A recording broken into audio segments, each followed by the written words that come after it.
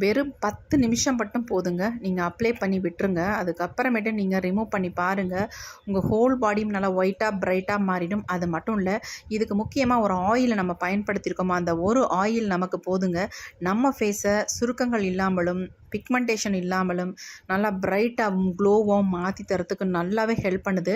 நம்ம ஃபேஸில் நிறைய கருந்திட்டுக்கள், கருவளையங்கள் நீண்ட நாட்களாக போகாமல் பிக்மெண்டேஷன் எல்லாத்தையுமே க்யூர் பண்ணி ஒரு சூப்பரான ரிசல்ட்டை வந்து நமக்கு கொடுத்துருக்கு. வாங்க வீடியோக்குள்ளே போய் இதை எப்படி நம்ம ப்ரிப்பேர் பண்ணுறது அப்படின்றத நம்ம பார்த்துட்டு வந்துடலாம். கேரள மக்கள் காலங்காலமாக பயன்படுத்திட்டு வர ஒரு முக்கியமான ஆயிலை பற்றி தான் இன்றைக்கி பார்க்க போகிறோம். அந்த ஆயிலை பயன்படுத்தி தான் இந்த ஃபேஸ் பேக்கை நம்ம ப்ரிப்பேர் பண்ண போகிறோம். எக்ஸலண்ட்டான ரிசல்ட் கொடுக்குங்க. அது என்ன ஆயில் அப்படின்னா கோகோனட் ஆயில் தாங்க. சுத்தமான கோகோனட் ஆயில் தான் நம்ம எடுத்துருக்கோம். நல்லா செக்கு கோகோனட் ஆயிலாக எடுத்துக்கோங்க. ஒரு 3 ஸ்பூன் அளவுக்கு நான் கோகோனட் ஆயில் வந்து எடுத்துக்கிறேன்.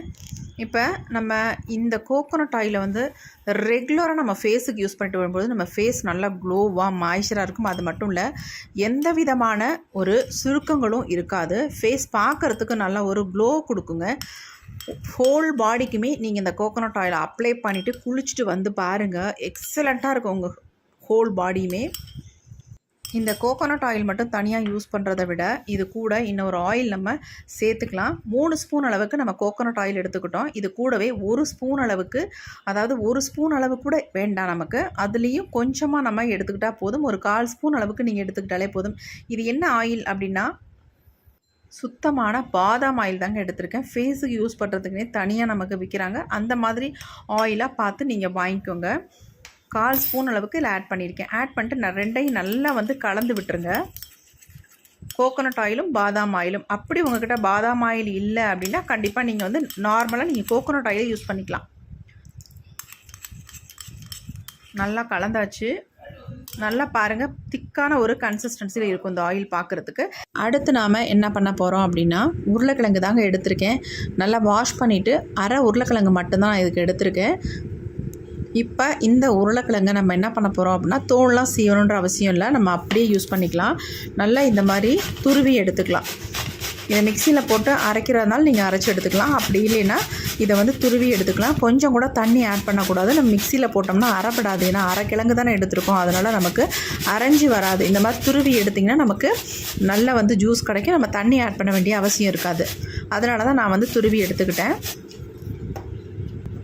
இப்போ நம்ம துருவி எடுத்ததை இதை அப்படியே நம்ம நல்லா பிசைஞ்சு விட்டு நம்ம இதனுடைய ஜூஸை வந்து எடுக்க போகிறோம். இன்னொரு பவுல் ஒன்று எடுத்துக்கலாம். அதில் வந்து நல்லா நம்ம இறுக்கி பிழிஞ்சோம்னா ஜூஸ் மட்டும் நமக்கு தனியாக வந்துடும். இந்த ஜூஸை நம்ம இப்படியே பயன்படுத்த போகிறது இல்லைங்க. நான் சொல்கிறேன் எப்படின்னு. நல்லா இந்த மாதிரி பிழிஞ்சதுக்கு அப்புறமேட்டு நம்ம கொஞ்சம் நேரம் அப்படியே விட்டுடலாம். விட்டதுக்கு அப்புறமேட்டு இதில் அடியில் வந்து ஒரு மாவு மாதிரி நமக்கு படிஞ்சு விடும். அதை தான் நம்ம எடுத்து யூஸ் பண்ண போகிறோம். அதுக்கு பேர் என்ன அப்படின்னா ஸ்டார்ச் தாங்க. அந்த ஸ்டார்ச் தான் நம்ம யூஸ் பண்ண போகிறோம். எப்படி யூஸ் பண்ணுறதுன்னு நான் சொல்கிறேன். இதே மெத்தடில் நீங்கள் யூஸ் பண்ணிங்கன்னா உங்கள் ஸ்கின்னில் இருக்க பிக்மெண்டேஷனை வந்து சூப்பராக வந்து ரிமூவ் பண்ணிடும். இப்போ நாம் நல்லா பிழிஞ்சு எடுத்தாச்சு. பாருங்கள், இந்த அளவுக்கு ஜூஸ் இருக்குது. இது அப்படியே ஒரு 2 மினிட்ஸ் விட்டோம்னா நம்ம அடியில் வந்து நமக்கு ஸ்டார்ச் வந்து கிடச்சிக்கும். இப்போ 2 மினிட்ஸ் ஆகிடுச்சு. இதை அப்படியே மேலாப்பில் நம்ம ஃபில்ட்ரு பண்ணிக்கலாம். பாருங்கள் அடியில் எந்த அளவுக்கு நமக்கு படிஞ்சிருக்கு அப்படின்ட்டு. இப்போ படிஞ்சிருக்கிற நம்ம இந்த ஸ்டார்ச் எடுத்து என்ன பண்ணுறது அப்படின்னா, நம்ம ஆல்ரெடி எடுத்து வச்சுருக்கோம் பார்த்திங்களா, கோகோனட் ஆயிலும் பாதாம் ஆயிலும் மிக்ஸ் பண்ணி வச்சுருக்கோம் இல்லையா ஒரு பவுலில். அதில் வந்து நம்ம இப்போ இந்த ஸ்டார்ச்சை வந்து மிக்ஸ் பண்ண போகிறோம். அப்படியே எல்லாத்தையுமே ஊற்றிடலாம். ஊற்றிட்டு இதை நல்லா வந்து மிக்ஸ் பண்ணலாம். மிக்ஸ் பண்ண உங்களுக்கு ஒரு நல்ல ஒரு க்ரீம் மாதிரி ஒரு கன்சிஸ்டன்சியில் நமக்கு வந்துடும். நீங்களே ஆச்சரியப்படுவீங்க, இந்த மாதிரி மிக்ஸ் ஆகுமா அப்படின்ட்டு. பாருங்கள், நான் மிக்ஸ் பண்ணும்பொழுது எப்படி வந்து க்ரீம் மாதிரி மாறுதுன்னு பாருங்கள். இந்த ஸ்டார்ச் வந்து எந்த அளவுக்கு நமக்கு சேஞ்ச் பண்ணி கொடுக்குது பாருங்கள். அப்படியே நமக்கு நல்ல ஒரு க்ரீம் மாதிரி பார்க்குறதுக்கு எப்படி இருக்குது பாருங்கள். திக்காகவும் மாறிடும் நமக்கு. ஆனால் நல்லா மிக்ஸ் பண்ணணும். நல்லா வந்து முதல்ல மிக்ஸ் ஆகணும். அப்போ தான் இது வந்து ஒர்க் அவுட் ஆகும் நமக்கு. இப்போ நல்லா மிக்ஸ் பண்ணியாச்சு. மிக்ஸ் பண்ணதை நம்ம அடுத்து என்ன பண்ண போகிறோன்றதை பார்த்துடலாம். அப்படியே எடுத்து நம்ம ஒரு ஓரமாக வச்சுட்டு இப்போ நம்ம இந்த மாதிரி ஒரு பேன் ஒன்று நம்ம எடுத்துக்கலாம். இதில் வந்து சேர்க்க போகிற ஒரு முக்கியமான பொருள் என்ன அப்படின்னா மஞ்சள் பொடி தாங்க. இந்த மஞ்சள் பொடி வந்து நான் குழம்புக்கு சேர்க்குற மஞ்சள் பொடி சேர்க்கலை.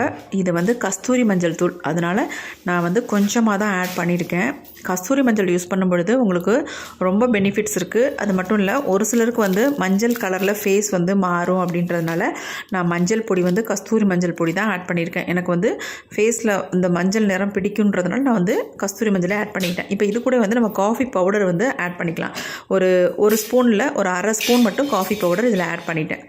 இப்போ இது ரெண்டையும் நல்லா நம்ம மிக்ஸ் பண்ணி விட்டுட்டு நம்ம அப்படியே அடுப்பில் வச்சு நல்லா ஃப்ரை பண்ணி எடுக்க போகிறோம். அதாவது இது கருப்பாக மாறிடக்கூடாது, அந்தளவுக்கு இதை வந்து ஃப்ரை பண்ணி எடுத்துக்கலாம். ஓரளவுக்கு காஃபி பவுடர் நிறத்துக்கே இந்த மஞ்சள் பொடியும் சேஞ்ச் ஆகி வரணும். அந்தளவுக்கு நம்ம இதை வந்து ஃப்ரை பண்ணி எடுத்துக்கலாம். லைட்டாக இந்த மாதிரி லோ ஃப்ளேம்லேயே வச்சு நம்ம ஃப்ரை பண்ணோம்னா நமக்கு வந்து கரெக்டாக வரும்.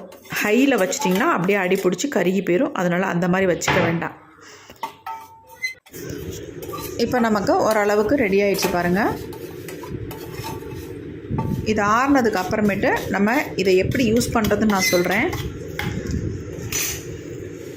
இப்போ நம்ம ரெடி பண்ணி வச்சுருந்த அந்த கோகோனட் ஜெல்லை வந்து நம்ம எடுத்துக்கலாம். அதில் வந்து நம்ம மஞ்சள் பொடியும் காஃபி பவுடரும் ஃப்ரை பண்ணியிருந்தோம் இல்லையா, அந்த பொடியை வந்து இதில் வந்து ஆட் பண்ணிவிட்டு நல்லா வந்து கலந்து விட்டுருங்க. இது வந்து எப்படின்னா கலக்கும்போது நமக்கு ஸ்க்ரப் மாதிரி இருக்கும். ஆனால் கொஞ்சம் நேரத்துக்கு அப்புறம் நல்ல ஒரு க்ரீம் மாதிரி நமக்கு வந்துடும். நம்ம ஃபேஸில் அப்ளை பண்ணுறதுக்கு நல்ல ஒரு ஸ்மூத்தான கன்சிஸ்டன்சிக்கு வந்ததுக்கப்புறம் நம்ம இதை அப்ளை பண்ணிக்கலாம். நல்லா மிக்ஸ் பண்ணணும். நல்லா இது வந்து அந்த கோகோனட் ஆயிலில் வந்து நல்லா வந்து ஊறி வரும்பொழுது நமக்கு நல்ல ஒரு க்ரீம் பதத்துக்கு வந்துடும். பாருங்களேன், நான் மிக்ஸ் பண்ண கொஞ்சம் திக்கான கன்சிஸ்டன்சிக்கு வந்துடும். பாருங்கள் இந்த அளவுக்கு நல்லா திக்காக மாறிடுச்சு. நல்லா ஊறுது இல்லையா, அதனால் நல்லாவே திக்காக மாறிடும். இப்போ இது கூட வந்து நம்ம ஆட் பண்ணுறது வந்து நல்லா திக்கான கெட்டியான தயிர் வந்து ஒரு ஸ்பூன் அளவுக்கு ஆட் பண்ணிக்கோங்க. ஆட் பண்ணி இதை நல்லா மிக்ஸ் பண்ணோம்னா நமக்கு ஒரு க்ரீமியான கன்சிஸ்டன்சியில் வந்துடும். இப்போ இதை நல்லா மிக்ஸ் பண்ணிக்கலாம். நம்ம இதில் வந்து தயிர் ஆட் பண்ணதே தெரியக்கூடாது, அந்தளவுக்கு நல்லாவே மிக்ஸ் பண்ணிடணும். உங்களுக்கு அப்படியே மிக்ஸ் பண்ண முடியல அப்படின்னா மிக்சியில் போட்டு நல்லா ஒரு ஓட்டிட்டிங்கன்னா சூப்பராக க்ரீம் மாதிரி வந்துடும். ஆனால் அந்தளவுக்கு தேவை இருக்காது. பாருங்கள் எப்படி க்ரீமாக மாறிடுச்சு பாருங்கள். இதை நம்ம ஃபேஸில் அப்ளை பண்ணுறதுனால நம்ம ஃபேஸில் இருக்க டெட் செல்ஸ் எல்லாம் ரிமூவ் பண்ணும், டேன் எல்லாம் ரிமூவ் பண்ணும். அது மட்டும் இல்லைங்க, உங்கள் ஃபேஸ் வந்து ரொம்ப ட்ரையாக இருக்குது, வரன்னு அதனால் ஒரு மாதிரி சுருக்கங்களாக இருக்குது அப்படின்னா இதை ஒரு டைம் நீங்கள் யூஸ் பண்ணாலே ஒரு மாதத்துக்கு உங்கள் ஃபேஸ் வந்து நல்ல மாய்ஸ்சராக இருக்கும். கண்டிப்பாக இதை வந்து ரெகுலராக யூஸ் பண்ணலாம், எந்த விதமான சைட் எஃபெக்ட்டும் இல்லை. இப்போ இந்த க்ரீமை வந்து என்னுடைய ஃபேஸில் நான் அப்ளை பண்ணி லைவாக ரிசல்ட் காட்டுறேன் பாருங்கள்.